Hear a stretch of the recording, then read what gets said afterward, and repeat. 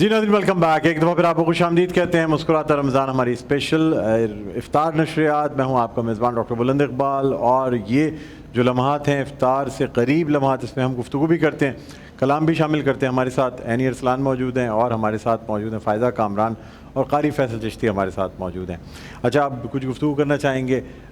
Any, आप मुझे बताइएगा कि रमज़ान में आपका क्या शेड्यूल होता है। और आज कल जैसा कि सहूर नाइट्स बहुत चल रही हैं। पहले तो ये था कि होटल में बुफे सहरी हुआ करती थी, आजकल इतनी इनविटेशंस हैं कि रोज़ाना कहीं ना कहीं सहूर नाइट हैं और अच्छे खाने हैं। तो आप जाती हैं सहरी बाहर करती हैं, घर पे करती हैं, क्या करती हैं? मेरी पहली प्रेफरेंस तो घर होता है, टू बी ऑनेस्ट। ठीक है। और उसके दो रीजंस हैं कि सुबह में काम है और फिर थोड़ी नींद बहुत शेड्यूल हो जाता है, फिर आगे ताख़रात हैं तो थोड़ी एनर्जी बचा के भी रखनी है ताकि मतलब ताख़रातों में आप इबादत कर सकें, ताकि रमज़ानों का तो फ्लेवर मिस ना हो।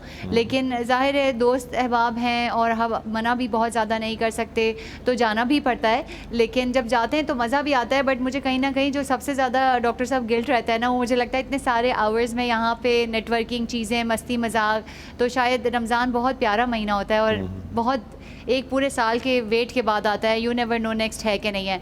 तो प्रेफरेंस बाहर नहीं होता, शौक से बाहर नहीं जाती। कभी ऐसा नहीं कहा मैंने ज़िंदगी में कि यार आज दिल है सहरी बाहर करते हैं। कभी सोचा है आपने कि चलो एक रमज़ान में सिर्फ घर पे गुजारूंगी? हर दफ़ा सोचती हूँ और मैं जो हूँ इबादत करूंगी, बहुत सोचती हूँ, और मैं कोई काम नहीं करूंगी, फिर मैं इत्तिकाफ भी कर लूंगी आखिरी के 10 दिन। बिल्कुल, ये सारी सोचें आई हैं। फिर मैं उम्रे पे चली जाऊंगी, ये भी सोचा आपने? मैं ऐसा हर दफ़ा सोचती हूँ।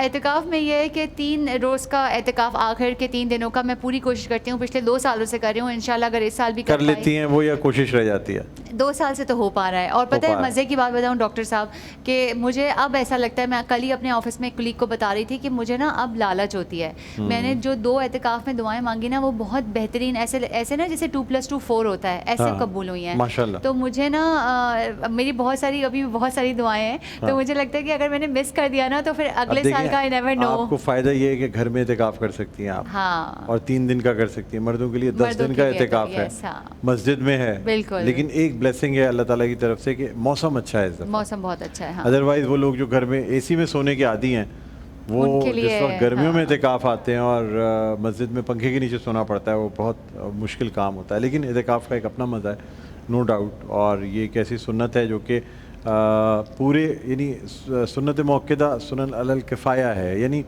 अगर आपके पूरे मोहल्ले में से, पूरी कम्युनिटी में से कोई एक शख्स एतिकाफ़ कर लेगा ना, तो पूरे मोहल्ले का एतिकाफ़ अदा हो गया, सुन्नत अदा हो गई। लेकिन अगर एक शख्स ने नहीं किया, एक भी शख्स ने, तो फिर इसका गुनाह पूरे के पूरे मोहल्ले पे आएगा। इसलिए एतिकाफ़ करने वाले शख्स के घर का ख्याल रखना सबकी ज़िम्मेदारी होती है, पूरे मोहल्ले की। कि अगर एक शख्स वो मस्जिद में है और वो एतिकाफ़ कर रहा है, उसके घर पे कोई भी ज़रूरत हो, कोई परेशानी हो, कोई मुसीबत हो, तो पूरे मोहल्ले को साथ देना पड़ता है। अच्छा, पहले ये बड़ा रिवाज भी था और मोहल्ले में से पता होता था कि कौन कौन लोग एतिकाफ़ कर रहे हैं, पहले से आइडेंटिफाइड होते थे लोग, इसलिए उनके घर का पहले से ख्याल रखा जाता था। फिर हर कोई एक दिन अपनी बारी लगा लेता था हर घर के, जी आज हम इफ्तारी पहुंचा देंगे घर पे भी उनके, और उनको मस्जिद में भी जाके देंगे। अच्छा, मस्जिद में इफ्तारी भेजने का भी एक रिवाज था, जो शायद अब इफ्तार पार्टियों और सहूर नाइट्स की वजह से वो जो मस्जिद में हर जुमरात जुमे को इफ्तारी की एक ट्रे बन के जाया करती वो थी, बहुत कम हो गई और है। उसके ऊपर बाकायदा एक उसको कपड़े से ढांक के ले जाते थे, और वो इफ्तारी के वक्त जो हर घर से पकोड़े, समोसे और जलेबी की खुशबू आ रही होती, वो अब वो कम हो गया है, वो अब उस तरीके। खैर, मुझे खुद भी इसलिए नहीं पता कि मैं भी पिछले 10 साल से कंटिन्यूस इफ्तार ट्रांसमिशंस कर रहा हूँ,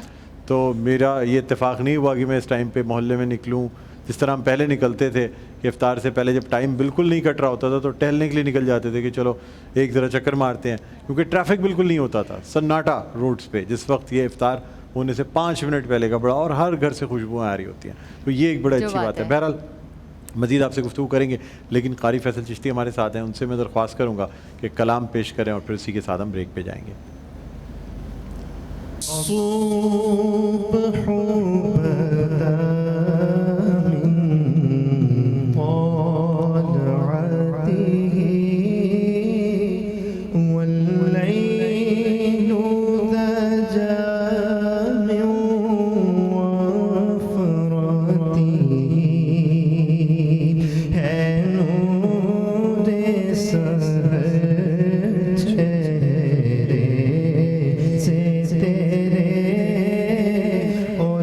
शब की रौनक जुल्फों से अल्लाह अल्लाह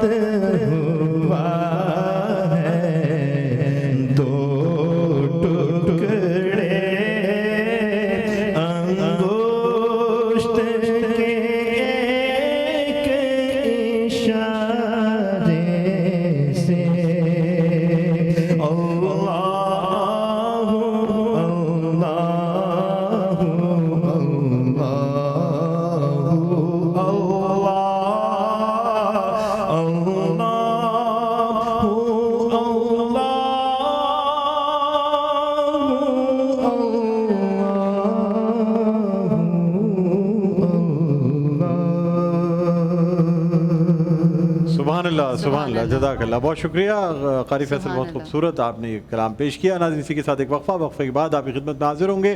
सेगमेंट होगा मेरा पहला रोज़ा। छोटे छोटे बच्चे हमारे साथ होंगे, कहीं ना जाइएगा। देखते रहिए हमारी खुशी नशरियात। मुस्कुराता रमज़ान, डॉक्टर बुलंद इकबाल।